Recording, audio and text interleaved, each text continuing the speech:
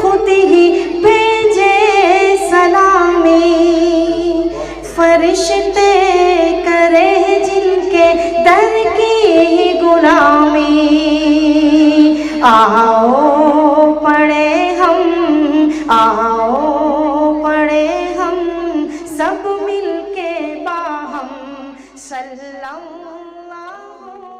علیہ وسلم۔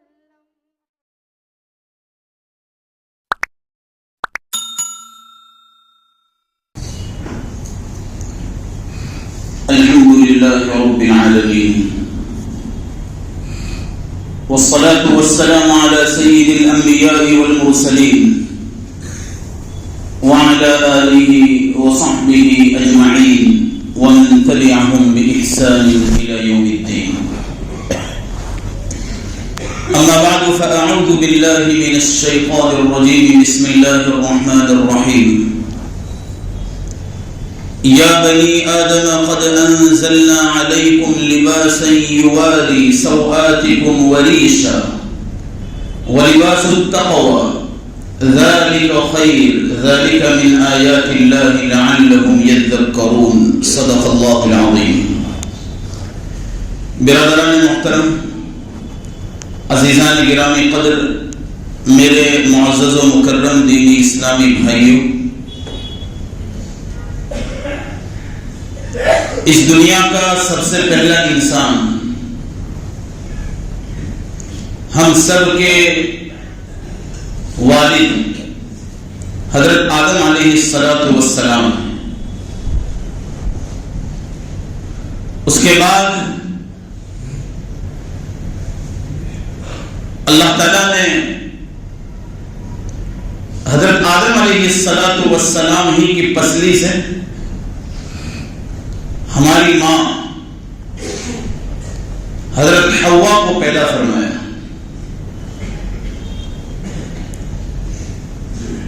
ان دونوں کو اللہ تعالیٰ نے جنت میں رکھا اور یہ حکم فرمایا، یا آدم اسکن انت وزوجک الجنہ فکلا من حیث شئتما ولا تقربا هذه الشجرة فتكونا من الظالمين۔ اے آدم، تم اور تمہاری اہلیہ، تمہاری رفیقہ حیات، تم دونوں جنت میں رہو اور جنت میں سے جو کھانا چاہو کھاؤ، لیکن اس درخت سے قریب نہ ہونا ورنہ تم ظلم کرنے والوں میں سے ہو جاؤ گے۔ اللہ تعالیٰ نے جنت میں ایک درخت کے قریب ہونے سے منع فرمایا تھا۔ اس درخت سے کیا مراد ہے؟ مفسرین دونوں طرف گئے ہیں، یا تو ظاہری درخت مراد ہے یا معنوی درخت مراد ہے۔ ظاہری درخت جیسا کہ بعض مفسرین نے کہا کہ انگور کا درخت، کسی نے کہا گیہوں کا درخت، کسی نے کہا سیب کا درخت، حدیث میں کہیں اس کی صراحت نہیں ہے کہ کون سا درخت ہے۔ اور یا تو اس سے مراد معنوی درخت ہے، بولا گیا درخت، لیکن اس سے مراد ظاہری درخت نہیں ہے بلکہ منکرات کا درخت، برائیوں کا درخت۔ مقصود یہ تھا کہ تم شیطان کے وسوسوں میں مت آنا۔ شیطان، اس کے حواریین، اس کے اعوان اور اس کے دم چھلے ابلیس اور اس کے جو چھوٹے چھوٹے جو شیاطین ہیں، ان کی باتوں میں نہ آنا، یہ مراد درخت سے۔ فوسوس لہم الشیطان، شیطان نے وسوسہ ڈالا اور شیطان کے وسوسے میں وہ آ گئے اور منکرات کا ارتکاب کر بیٹھے، اور اللہ تعالیٰ نے ان کے سطر کو کھول دیا۔ جسم پر جو کپڑے تھے جس سے سطر چھپا ہوا تھا وہ کھل گیا۔ وَطَفِقَا يَخْصِفَانِ عَلَيْهِمَا مِنْ وَرَقِ الْجَنَّةِ، جنت کے پتوں میں سے وہ چننے لگے تاکہ ان پتوں کے ذریعے اپنے سطر کو چھپا سکے۔ اللہ تعالیٰ نے آواز دی کہ میں نے تم کو منع نہیں کیا تھا کہ اس درخت سے قریب نہ ہونا، اور تم کو کہا نہیں تھا کہ شیطان تمہارا کھلا دشمن ہے، اگر تم نے اس کا کہنا مانا، اس کے وسوسے میں آئے تو میں تمہارے جسم سے کپڑے اتار دوں گا۔ اللہ تعالیٰ نے ان کا صدر کھول دیا۔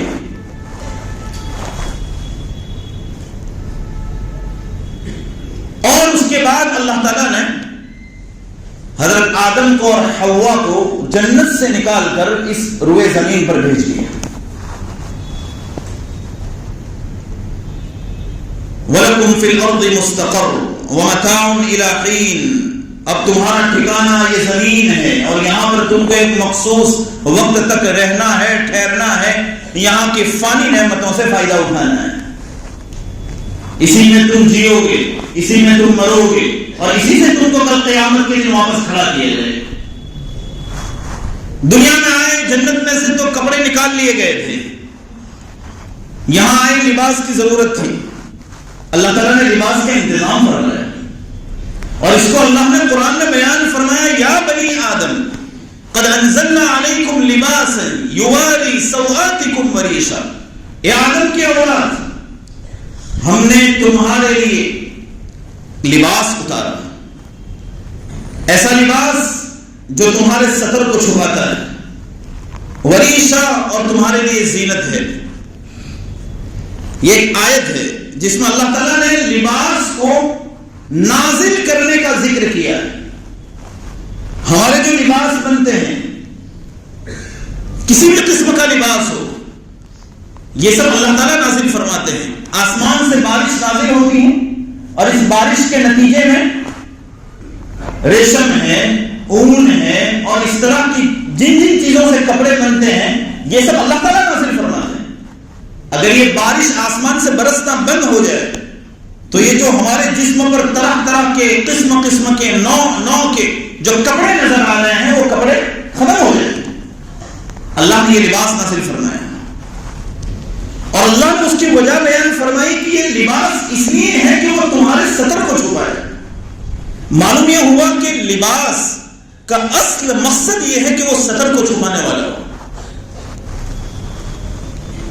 لباس کے کچھ آداب ہیں۔ آج میں نے ایک لباس پہنا ہے، آپ نے ایک لباس پہنا ہے، دنیا کے لوگ طرح طرح کے لباس پہنتے ہیں، مرد بھی پہنتے ہیں، بچے بھی پہنتے ہیں، بڑے بھی پہنتے ہیں، عورتیں بھی پہنتی ہیں، لیکن یہ بات یاد رکھنا چاہیے کہ لباس کا اصل مقصد یہ ہے کہ وہ سطر کو چھپانے والا ہو۔ شریعت ہم کو یہ نہیں کہتی ہے کہ تم جبہ پہنو، تم کفنی پہنو، شریعت نے یہ حکم نہیں ہے۔ شریعت نے ہم کو یہ حکم دیا ہے کہ ایسا لباس پہنو جو تمہارے سطر کو مکمل چھپانے والا ہو، ایسا تنگ نہ ہو جس سے تمہارا سطر نظر آ جائے، ایسا چست اور فٹ نہ ہو کہ لباس ہونے کے باوجود بھی جن اعضاء کو چھپانا ضروری ہے وہ اعضاء چھلک کر اور ڈھلک کر نظر آنے لگے۔ شریعت اس سے منع کرتی۔ آج ہمارا لباس بدل گیا، لباس کا جو اصل مقصد ہے وہ مقصد فوت ہو گیا۔ ہمارے پاس نوجوان نماز پڑھتے ہیں، ان کے شرط اتنے تنگ ہوتے ہیں، اتنے چھوٹے ہوتے ہیں، سجدے میں جاتے ہیں تو پیچھے سے گولے نظر آتے ہیں۔ یہ حقیقت ہے، اس سے نماز نہیں ہوتی۔ نماز کے اندر سطر کھل جائے، وضو گیا، نماز گئی آپ کی۔ ایسے ہمارے کئی نوجوان ہیں، وہ لباس کے باب میں اہتمام نہیں کرتے۔ لباس مکمل سطر کو چھپانے والا ہو، آپ سجدے میں بھی جائیں تو آپ کا سطر نہ کھلے۔ اسی طرح بعض نوجوان جو لباس پہنتے ہیں، اگرچہ مرد ہیں لیکن بڑے چست لباس پہنتے ہیں۔ چست لباس پہننے سے منع کیا گیا، نہ ہم پہنے نہ عورتیں پہنے۔ اگر آپ کو پہننا تو آپ گھر کی چار دیواری میں اپنے شوہر کے سامنے چست لباس پہنے، عورتیں، مرد اپنی عورت کے سامنے پہنے۔ لباس ایسا چست نہ ہو کہ آپ کے اعضاء بالکل چھلک کر نظر آئے اور سامنے والے انسان کو اس کے ضروری کاموں سے غافل کر دے۔ تو لباس کے آداب میں سب سے پہلا ادب یہ ہے کہ وہ سطر کو چھپانے والا ہو، لہذا نہ تنگ لباس ہو نہ چست لباس ہو، اس کا اہتمام کرنے کی ضرورت ہے۔ آج ہمارے یہاں جو عورتیں لباس پہنتی ہیں، بغیر برقعے کے گھر سے باہر آتی ہیں، یہ تو غلط ہی ہے،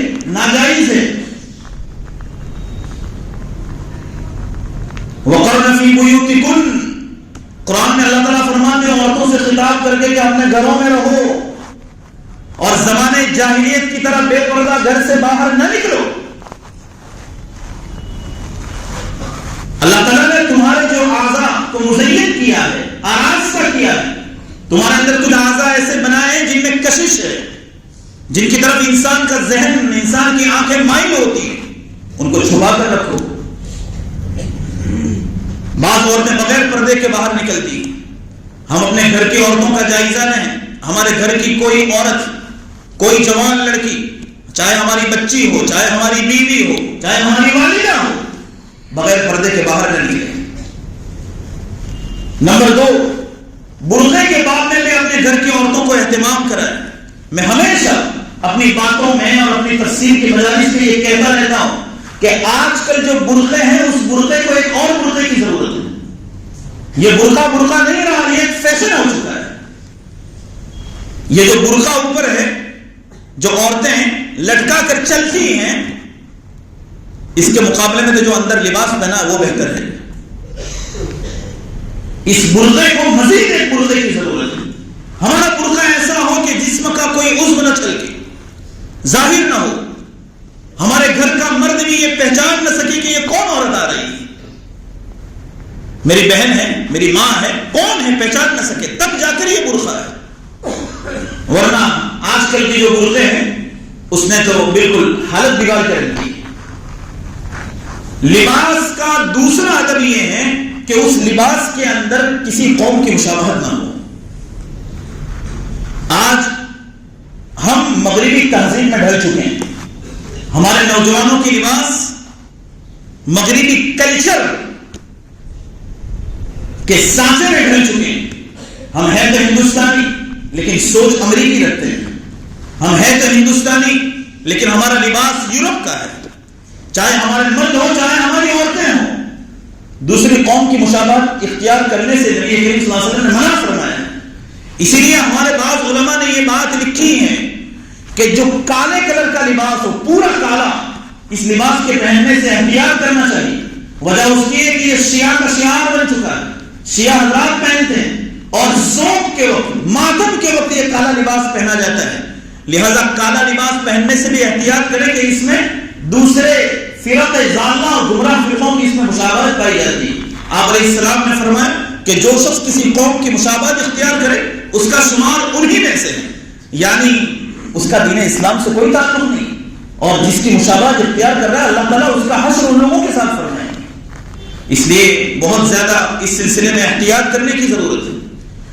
تو مشابہت بھی نہ ہو. نیز مرد عورتوں کی شکل اختیار نہ کرے اور عورتیں مردوں کی شکل اختیار نہ کریں. مرد عورتوں کا لباس نہ پہنیں، عورتیں مردوں کا لباس نہ پہنیں. آپ علیہ الصلوۃ والسلام نے لعنت فرمائی ایسے مردوں پر جو عورتوں کی مشابہت اختیار کرتے ہیں، اور ایسی عورتوں پر لعنت فرمائی جو مردوں کی مشابہت اختیار کرتی ہیں. آج ہمارے معاشرے میں بھی کچھ اسی طرح کا حال ہے کہ مرد جو ہیں عورتوں کے لباس میں آ چکے ہیں اور عورتیں مردوں کے لباس میں آ چکی ہیں. آج سے کئی سالوں پہلے جب میں ایجپٹ گیا تھا تو وہاں کے بازار میں ہم نے دیکھا کہ ایک ہی مارکیٹ ہے جہاں سے مرد کپڑے خرید رہے ہیں وہیں سے عورتیں کپڑے خرید رہی. وجہ اس کی یہ ہے کہ وہاں پر مغربی کلچر گھر کر چکا ہے اور داخل ہو چکا ہے. آج یہ ہمارا معاشرہ دین بدین، یہ مغربی تہذیب و ثقافت، مغربی کلچر ہمارے معاشرے میں، ہمارے گھروں میں، ہمارے بچوں میں داخل ہو رہا ہے. لباس کے طریقے سے، نظریات کے طریقے سے، فکر کے طریقے سے، ایجوکیشن کے اندر ہر اعتبار سے ہم یہاں رہنے کے باوجود ایسی سوچ رکھتے ہیں جو یہود کی سوچ ہے، جو نصارہ کی سوچ ہے. ہمارا لباس بتا رہا ہے کہ ہم کہاں پہنچ چکے ہیں. اس لیے مرد عورت بننے کی کوشش نہ کرے اور عورت مرد بننے کی کوشش نہ کریں. اللہ تعالیٰ نے آپ کو رجولت عطا فرمائی ہے، مردان کی عطا فرمائی ہے، اس پر فخر کریں. اور آپ کا لباس مردان کی والا ہونا چاہیے. ایسا لباس نہ ہو کہ کوئی آدمی اچانک دیکھ لیتے ایسا لگے کوئی لڑکی آ رہی، اور لڑکی کا ایسا لباس نہ ہو کہ اگر بال چھوٹے ہوں تو فرق کرنے میں تکلیف ہو جائے کہ مرد ہے کہ عورت ہے. وہ کسی شاعر نے بڑی اچھی بات کہی ہے کہ اس دور کا ہر نقشہ الٹا نظر آتا ہے، اس دور کا ہر نقشہ الٹا نظر آتا ہے. مجنو نظر آتی ہے اور لیلا نظر آتا ہے. اس دور کا نقشہ الٹا ہے بالکل. اور اس پر میری ایک مستقل تقریر ہو چکی ہے یہاں پر کہ اس دور میں کیسے الٹے الٹے کام ہو رہے ہیں، کیا ہونا چاہیے تھا اور کیا ہو رہا ہے۔ ایک مستقل کئی سالوں پہلے یہاں پر ایک خطاب اسی عنوان سے ہوا تھا کہ ہونا کیا چاہیے اور کیا ہو رہا ہے۔ الٹی ہی چال چلتے ہیں دیوان گانے عشق، آنکھیں بند کرتے ہیں دیدار کے لیے۔ اس لیے لباس کے سلسلے میں بہت زیادہ چوکنا ہونے کی ضرورت ہے۔ اللہ تعالیٰ فرماتے ہیں یا بنی آدم قد انزلنا علیکم لباسا یواری سوآتکم وریشا۔ تو ستر اور لباس کا سب سے پہلا مقصد یہ ہے کہ وہ ہمارے ستر کو چھپانے والا ہو، اور اسی طرح لباس کے اندر کوئی بھی لباس، چاہے وہ پاجامہ ہو، چاہے وہ اوپر سے جبہ ہو یا کفنی ہو یا کوئی قمیص ہو، وہ ایسا نہ ہو کہ وہ اوپر سے اتر کر ٹخنے سے نیچے پہنچ جائے۔ ٹخنے سے نیچے چاہے لنگی ہو، چاہے ازار ہو، چاہے تہبند ہو، چاہے کفنی ہو، چاہے جبہ ہو، کچھ بھی ہو، ٹخنے تک اس کی حد ہے۔ یہ باؤنڈری ہے، شریعت نے قائم کر دی، اس باؤنڈری سے آگے آپ نہیں بڑھ سکتے۔ جس کسی نے اپنا لباس ٹخنے سے نیچے لٹکا ہے، یہ تکبر کی علامتوں میں سے۔ آپ کہیں گے کہ میں تو لٹکاتا ہوں لیکن کوئی تکبر نہیں ہے، یہ تکبر کی علامات میں سے، شریعت نے اس کو تکبر کی علامات میں سے کہا ہے، اور اللہ کے رسول نے فرمایا کہ کل قیامت کے دن اللہ تعالیٰ اس پر نظر کرم نہیں فرمائے گی جو اپنا ازار اور اپنا لباس ٹخنے سے نیچے لے جاتا ہے۔ اللہ تعالیٰ اس پر نظر کرم نہیں فرمائے گی، اس سے شفقت کا کلام نہیں فرمائے گی، اس کے گناہوں کو معاف نہیں فرمائے گی۔ ایک تو ٹخنے سے نیچے کپڑے لٹکانے والا، نمبر دو جھوٹی قسمیں کھا کر اپنے مال کو بیچنے والا، اس سے بھی اللہ تعالیٰ شفقت کا کلام نہیں فرمائیں گے، اس پر نظر کرم نہیں فرمائیں گے۔ اور اسی طرح ایک اور شخص کا ذکر ہے، اور بھی لوگوں کا روایات میں ذکر ہے، لباس میں سادگی بھی ہونی چاہیے، تصنع اور بناوٹ نہ ہو۔ آج ہمارے لباسوں میں تصنع اور بناوٹ ہوتی، سادگی ہو، آدمی سادہ لو ہو۔ اب لباس ایسے ہوتے ہیں کہ بعض مرتبہ پتہ نہیں چلتا کہ یہ کہاں سے شروع ہوتا ہے اور کہاں ختم ہوتا ہے۔ پہلے تو جو بٹن ہوتے تھے وہ سامنے آتے تھے، اب تو کبھی بٹن کہیں کندھے پر آ رہے ہیں، کبھی سائڈ پر آ رہے ہیں، اور کبھی بغل میں آ رہے ہیں، اس سے پتہ ہی نہیں چلتا کہ یہ کہاں سے پہنا جا رہا ہے اور کہاں ختم ہو رہا ہے۔ یہ تصنع اور بناوٹ ہے، اس سے منع کیا گیا ہے، تکلفات ہے، یہ سب تکلفات سے نبی کریم صلی اللہ علیہ وسلم نے منع فرمایا۔ منع رسول اللہ صلی اللہ علیہ وسلم عن التکلف، نہا رسول اللہ صلی اللہ علیہ وسلم عن التکلف، تکلف سے منع فرمایا اللہ کے رسول۔ اور اسی طرح لباس کے سلسلے میں ایک بات یہ بھی ہے کہ فاخرانہ لباس نہ پہنے۔ بعض لوگ لباس پہنتے ہیں تو فخر کرتے ہیں، پراؤڈ کرتے ہیں کہ جیسا میرا لباس ویسا کسی کا نہیں۔ اللہ کے رسول فرماتے ہیں کہ اللہ تعالیٰ خوبصورت ہے، وہ خوبصورتی کو پسند کرتا ہے۔ اچھا لباس پہنو بہت اچھی بات ہے، اچھا چشمہ پہنو بہت اچھی بات ہے، آپ کا جوتا اچھا ہو بہت اچھی بات ہے، اللہ کو پسند ہے۔ اللہ تعالیٰ یہ چاہتے ہیں کہ اپنی نعمتوں کا اثر اپنے بندے پر دیکھے، اللہ یہ چاہتے ہیں۔ لیکن آپ ان اچھی چیزوں کو پہن کر یہ سوچنے لگے کہ میں سب سے اعلیٰ، باقی سب حقیر ہے، یہ تکبر ہے، اللہ نے اس سے منع فرمایا ہے۔ الکبر بطر الحق وغمط الناس، تکبر یہ ہے کہ آدمی لوگوں کو حقیر سمجھے اور حق کے آ جانے کے بعد اس کا انکار کرے۔ حق ظاہر ہو چکا ہے پھر بھی انکار کر رہا ہے اور لوگوں کو حقیر سمجھ رہا ہے۔ اپنی مالی استطاعت کے مطابق لباس پہنے، آپ کے پاس 100 روپئے تو 100 روپئے کا لباس پہنے، آپ قرض لے کر 1000 روپئے کا لباس خریدنے کی کوشش نہ کریں۔ شریعت یہی بتلاتی ہے، جتنی چادر ہو اتنے ہی پیر پھیلائیں۔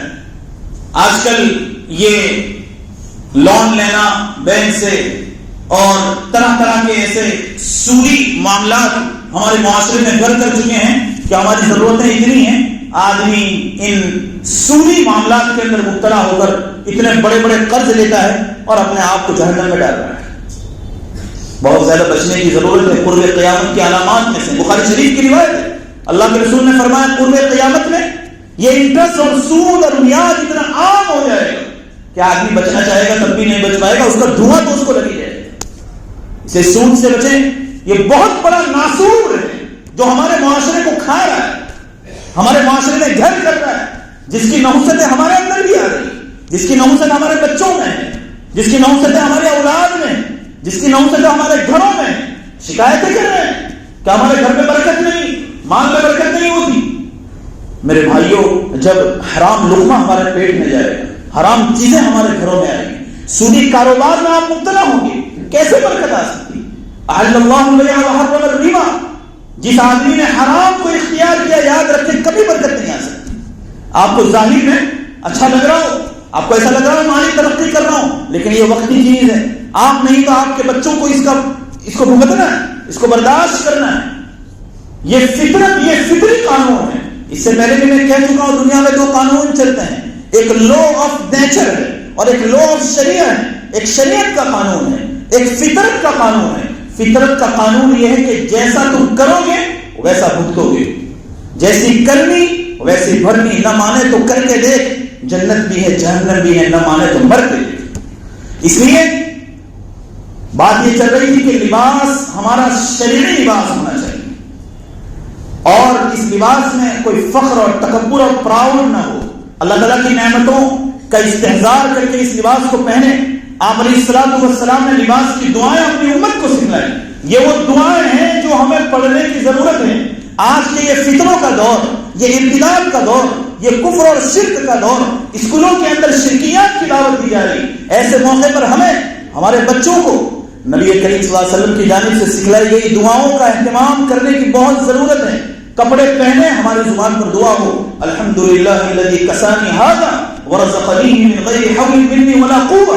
کتنی پیاری دعا ہے جس میں اللہ کی حمد کی گئی، تمام تعریفیں اس اللہ کے لیے جس نے مجھے یہ لباس پہنا ہے۔ ورزقنی من غیر حول منی ولا قوہ، اور میری استطاعت، میری استحقاق، میری طاقت اور میری قدرت کے بغیر اللہ نے یہ لباس مجھے عطا فرمایا۔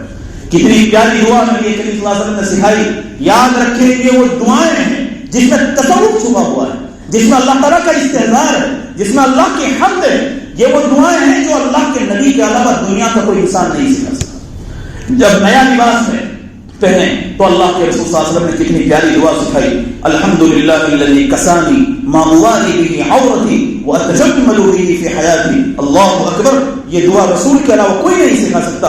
تمام تعریفیں اس اللہ کے لیے جس نے مجھے یہ لباس پہنا ہے، جس سے میں اپنے سطر کو چھپاؤں اور خوبصورت بن جاؤں، اپنی زندگی کو خوبصورت بناؤں اور اپنی زندگی میں اچھا لوگوں کے سامنے نظر آؤں۔ یہ لباس اللہ نے مجھے عطا فرمایا۔ ان دعاؤں کو پڑھنے کا اہتمام کریں۔ تو اللہ تعالیٰ آیت میں اللہ تعالیٰ نے 3 لباس کو بیان فرمایا۔ لباس کی 3 قسمیں اللہ نے بیان فرمائی۔ اصل 2 قسمیں ہیں، لباس ظاہری اور نمبر 2 لباس باطنی۔ لباس ظاہری کی 2 قسمیں ہیں، ایک لباس وہ ہوتا ہے جو سطر کو چھپائے، دوسرا لباس وہ ہے جو زینت کے لیے ہوتا ہے۔ سطر تو چھپا ہی رہا ہے لیکن اس پر بیل بوٹے لگے ہوئے ہیں، اس میں نقش و نگار ہیں، اس میں طرح طرح کے کھانے بنے ہوئے ہیں، اس میں طرح طرح کے پھول ہیں، اس میں پچی کاریاں ہیں، اور اس میں نہ معلوم کیا کیا ہے۔ یہ وریشہ، وریشہ کا مطلب ہے زینت کے لیے۔ واو تو حرف عطف ہے، تعجب ہے بعض لوگ نام رکھتے ہیں تو حرف عطفوں کو بھی نام میں رکھتے ہیں۔ ایک صاحب نے نام رکھا اپنے بچے کا وریشہ۔ ارے واو کے معنی اور کے ہیں اور ریشہ الگ چیز ہے، بعض لوگ نام اس طرح رکھ لیتے ہیں وریشہ۔ یہ سب جہالت کی باتیں ہیں، نام رکھنے کے سلسلے میں بھی احتیاط کرنا چاہیے، ایسے ایسے نام رکھتے ہیں۔ میں کئی مرتبہ یہاں پر کہہ چکا ہوں، اس کا وقت نہیں ہے۔ وریشہ کا مطلب ہوتا ہے وریشہ، اور لباس زینت کے لیے بھی ہوتا ہے۔ ہمارے نوجوانوں کے لباس عموماً زینت کے لیے ہوتے ہیں، ہمیشہ آئینے کے سامنے ہوتے ہیں، کبھی یوں کر رہا ہے، کبھی یوں کر رہا ہے، کبھی ایسا کر رہا ہے، کبھی ویسا کر رہا ہے۔ اب تو ایسا بھی کہا گیا کہ پہلے میک اپ جو ہیں عورتیں کرتے ہیں، اب مرد بھی کرنے لگے ہیں۔